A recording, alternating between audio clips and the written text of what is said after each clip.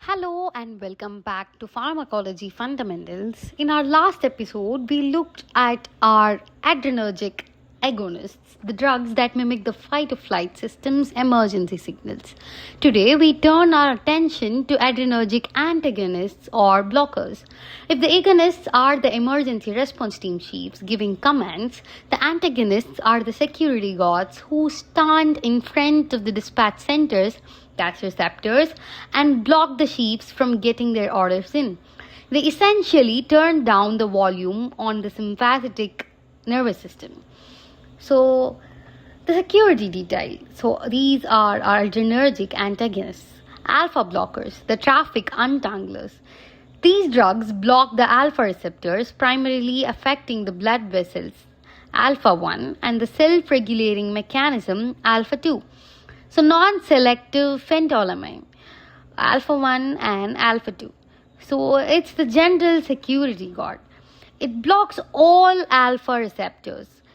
This is used for a short time to manage hypertensive crisis, that's uncontrolled high blood pressure, particularly those caused by conditions like pheochromocytoma, a tumor that overproduces adrenaline. It's used for managing blood pressure during procedures for pheochromocytoma and reversing local anesthesia efforts. Alpha 1 selective, prazosin and doxazosin. So, these are the traffic signal tamers. They specifically block alpha 1 receptors on the blood vessels. This causes vasodilation, that's opening of the blood vessel roads, which lowers the city's overall blood pressure.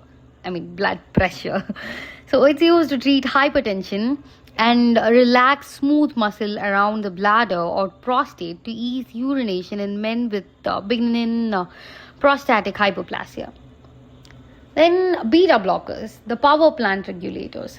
These are the most widely used group of antagonists. They block the beta receptors, primarily affecting the heart receptor, that's beta 1. So the non-selective beta 1 and beta 2 antagonist is our propranolol. So it's the old guard, all-rounder blocker. So it blocks both beta 1 and beta 2. That's lung or muscle vessels. It lowers the heart rate and force, but it blocks beta 2. Its beta 2 block can be problematic as it may lead to bronchoconstriction, that's closing of airways. It's used for hypertension, angina, arrhythmias, migraine prophylaxis, and anxiety. It should generally be avoided in patients with asthma or COPD due to the B2 blocking effects on the lung. And the beta 1 selective type are the metoprolol or etenolol. So these are cardioselective specialists. They block the beta 1 receptors at low doses. They specifically slow down and soften the power plant, that's our heart, while leaving the air traffic control, our lungs, relatively untouched. The preferred choice for patients with hypertension, angina, or heart failure who also have lung issues like asthma or COPD. Next, we have our partial agonists or intrinsic sympathomimetic activity drugs. So they compromise stuff, so they are the compromise agents.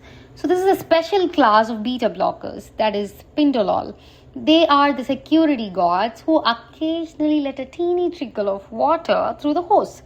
They both lock the effect of a full agonist like epinephrine and exert a small low-level stimulating effect themselves. They block the main stress signals but prevent the heart rate from dropping too low, mitigating the risk of bradycardia seen with traditional beta blockers. So in summary, adrenergic blockers are essential tools for managing an overactive sympathetic nervous system. Alpha blockers help dilate blood vessels to lower pressure or ease urinary flow, while beta blockers are primarily used to slow and stabilize the heart. Understanding these security guards and their specific posts as in Alpha 1 and Alpha 2 is the key to safe and effective treatment. Join us next time as we explore different classes of drugs. Until then, keep revising, keep highlighting, and keep studying. See you.